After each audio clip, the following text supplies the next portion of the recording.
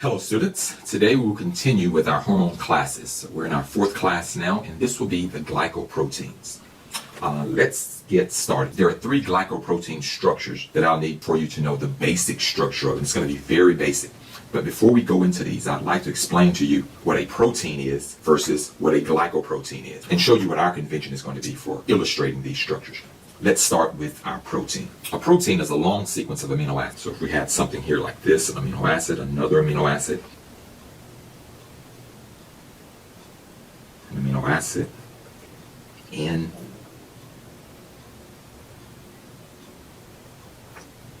this would be a protein. Sometimes proteins are represented as just a long strand, but a lot of times this is just a polypeptide. The protein is actually folded.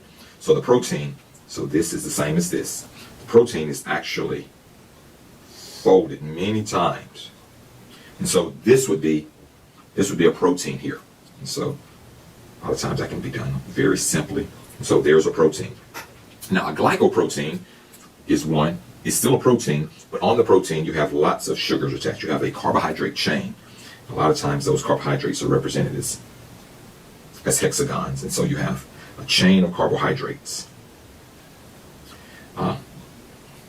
And so this chain of carbohydrates makes this protein a glycoprotein. And a lot of times you have these, the reason that proteins have all this glycosylation is to protect the protein, because there are a lot of peptidases or proteinases that are trying to destroy this protein. And so in order for this protein to live longer, it has a lot of glycosylation to protect it. And so when we look at our three glycoprotein hormones, I'm not going to draw amino acid sequences or a strand.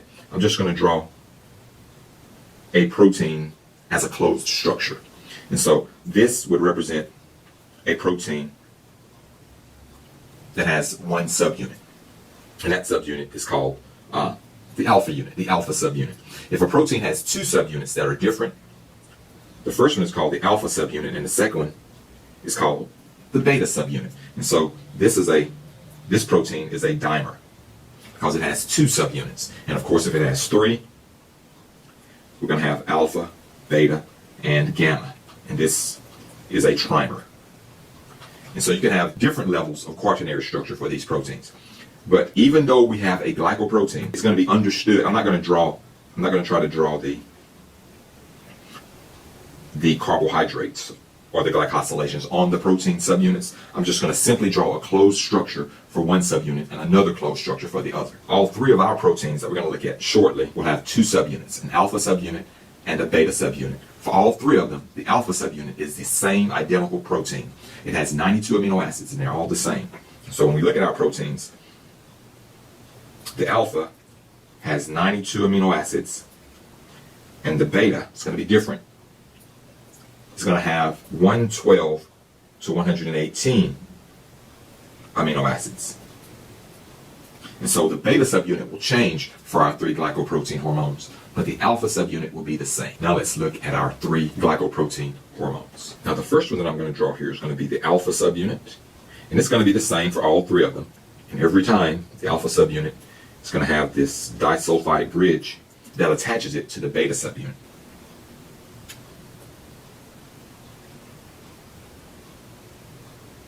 So here we have our alpha subunit. Attached to the alpha subunit is going to be the beta subunit.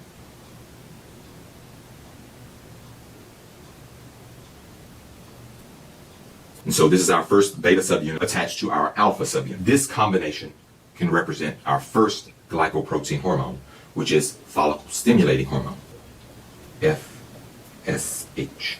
Okay, let's look at our next glycoprotein hormone. Now we're going to start on our next glycoprotein hormone. And the take-home message here is the alpha subunits are always the same. So for your glycoprotein hormones, you always use the same alpha subunit. So now let's draw another beta subunit.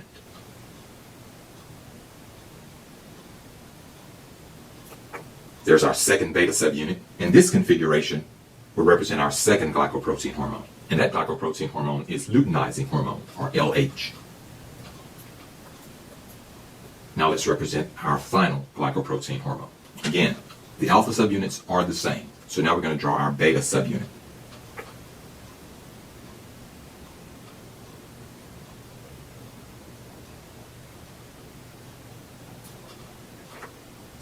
alpha subunit and our beta subunit for our third glycoprotein hormone. And this configuration represents thyroid stimulating hormone, or TSH. And so here we have the configuration of the three glycoprotein hormones that I would want you to know. And again, the take-home message is there are just two subunits, an alpha subunit and a beta subunit. All alpha subunits are the same for the glycoprotein hormones. Only the beta subunits differ. And so our first configuration represents follicle stimulating hormone. And remember, these are glycoproteins, so they have carbohydrate chains attached to them. But I haven't represented those here. The second hormone, luteinizing hormone, has the same alpha subunit and a different beta subunit. And our last one is thyroid stimulating hormone. Again, it has the same alpha subunit, but a different beta subunit. And these are the glycoprotein hormones that I would want you to be familiar with in this class. And that concludes this brief lecture. I hope that you learned a lot.